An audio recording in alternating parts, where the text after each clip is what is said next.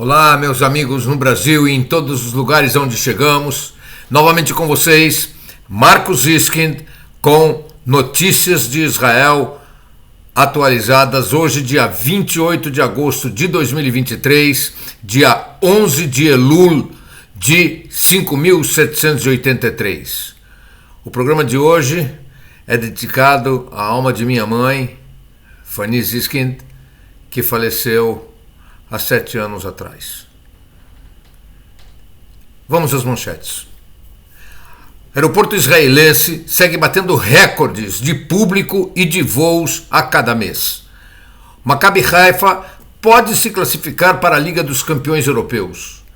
Cresce o número de países europeus que recorrem a Israel em busca de armas de defesa. Estados Unidos também buscam adquirir armas de defesa israelenses. Síria enfrenta gigantes manifestações antigovernamentais. E um deslize do ministro das Relações Exteriores de Israel causa comoção na Líbia. A equipe de futebol do Maccabi Haifa chega à final da fase classificatória para a Liga dos Campeões Europeus depois de derrotar por 2 vezes a campeã eslovaca Slovan Bratislava. O Maccabi Haifa enfrentará na sua partida decisiva o campeão da Suíça Young Boys.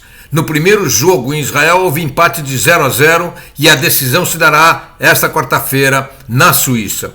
Caso se classifique, o Maccabi Haifa será a primeira equipe de Israel a classificar-se por 2 anos consecutivos para o principal torneio europeu.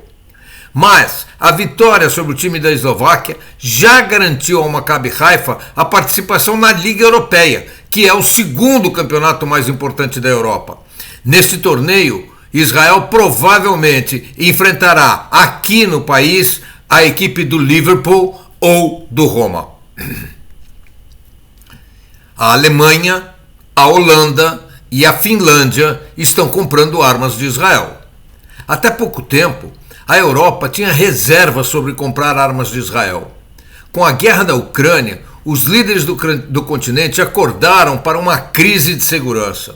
A União Europeia já é o maior parceiro comercial de Israel e nas últimas décadas o continente se tornou o principal destino das exportações recordes de armas de defesa israelense. De acordo com dados do Ministério da Defesa, no ano passado, o volume total de exportações de armas de defesa foi de cerca de 12,3 bilhões de dólares, cerca de 4 bilhões dos quais foram para países europeus. No passado, era Israel quem procurava as armas europeias, implorando para comprar armas avançadas das indústrias de lá. Primeiro foi a França, depois a Grã-Bretanha e finalmente a Alemanha decidiram não vender armas a Israel. A venda do sistema HETS 3 à Alemanha por cerca de 3 bilhões de dólares, que foi autorizado na semana passada, simboliza claramente a mudança de ação. A guerra na Ucrânia é a principal razão pela qual, nos últimos meses, há delegações de compras de países europeus visitando Israel com frequência, implorando para comprar armas israelenses de defesa. Mesmo antes disso, empresas privadas e governamentais já vendiam dezenas de milhões de euros anualmente em armas e equipamento de defesa para a Europa. Os números dos 2 últimos grandes negócios, que é o sistema Arrow, a Alemanha, e o sistema David Sling, a Finlândia, por 345 milhões de dólares, elevam o montante para cifras de bilhões.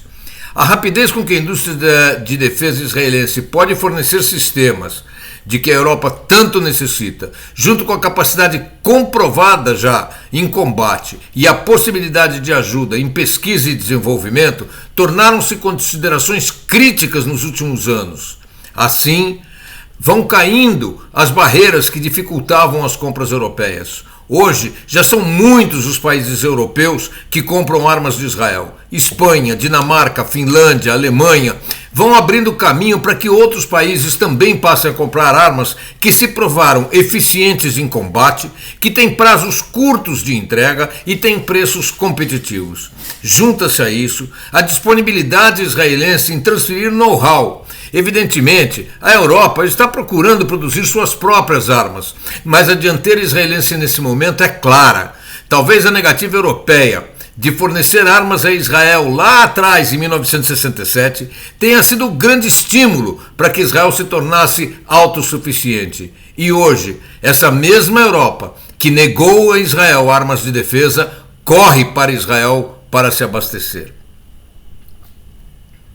Mas não são só os 11 países, ou os países europeus que demonstram confiança nas armas de Israel.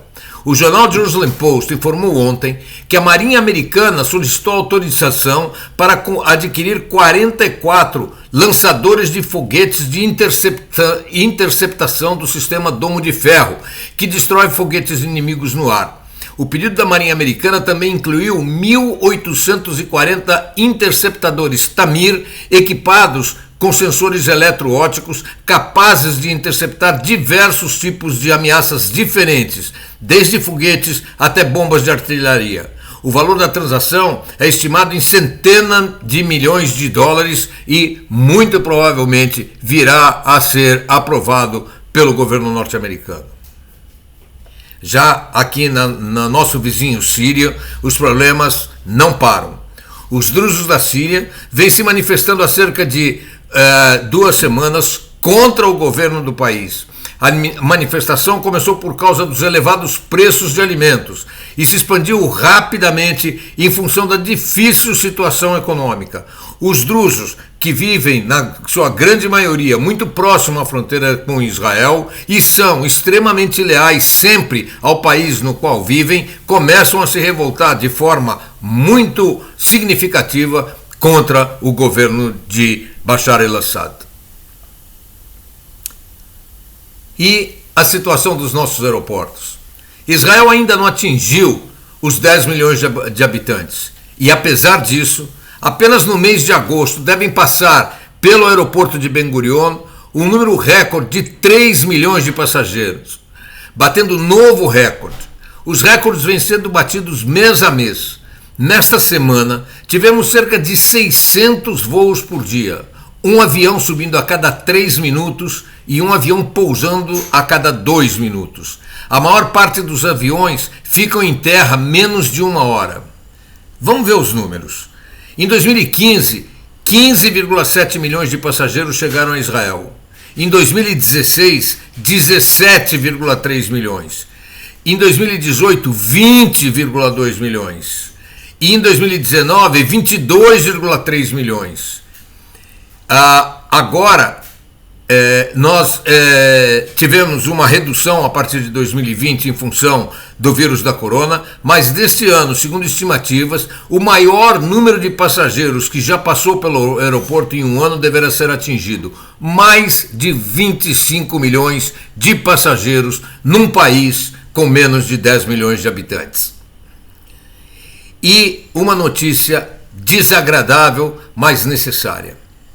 O ministro das Relações Exteriores de Israel, Eli Cohen, encontrou-se com a ministra das Relações Exteriores da Líbia, na Itália, durante mais de 1 hora.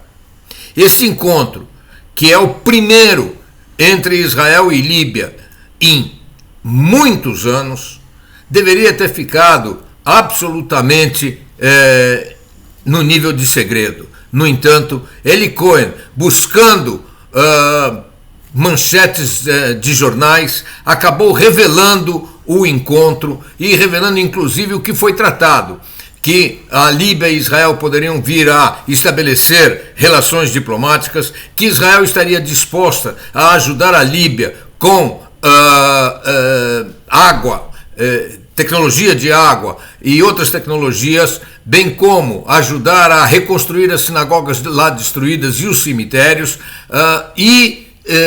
a reunião aparentemente ocorreu em ritmo muito amistoso.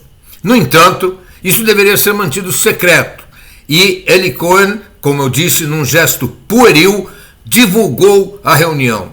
Ato contínuo, revoltas incríveis estão ocorrendo na Líbia, queima de bandeiras israelenses, queimas de pneus, ataques ao Ministério das Relações Exteriores. A ministra foi demitida nesta madrugada, ela foi demitida. E informações extraoficiais dão conta de que ela fugiu para a Turquia e todo esse acordo coloca em risco não só as eventuais relações que poderiam se estabelecer com a Turquia, mas deixam muito preocupados autoridades de outros países que não têm ainda relações com Israel e estão buscando uma forma de encontrá-las. Uma atitude pueril, irresponsável de um ministro que busca publicidade ao invés do bem do país. É uma tristeza que o governo atual de Israel inclua pessoas pueris como Eli Cohen, pessoas racistas como Ben-Gvir e pessoas irresponsáveis junto ao governo do homem que no passado foi o grande líder de Israel. Infelizmente, o governo atual, apesar de contar com uma maioria de 64 membros na Knesset, provavelmente em novas eleições estaria muito longe de conseguir voltar a dirigir o país. Amigos, são essas as notícias para hoje e aqui eu lhes deixo um grande abraço, uma semana maravilhosa e eu os aguardo na quinta-feira para mais um Radar do Mundo Judaico. E na próxima segunda-feira, o novo Notícias de Israel. Se você gostou do programa, deixe um like, compartilhe o nosso programa e se você ainda não o fez, inscreva-se no YouTube para receber os noticiários. Um grande abraço a você e nos veremos na quinta-feira, se Deus quiser. Até lá, amigos.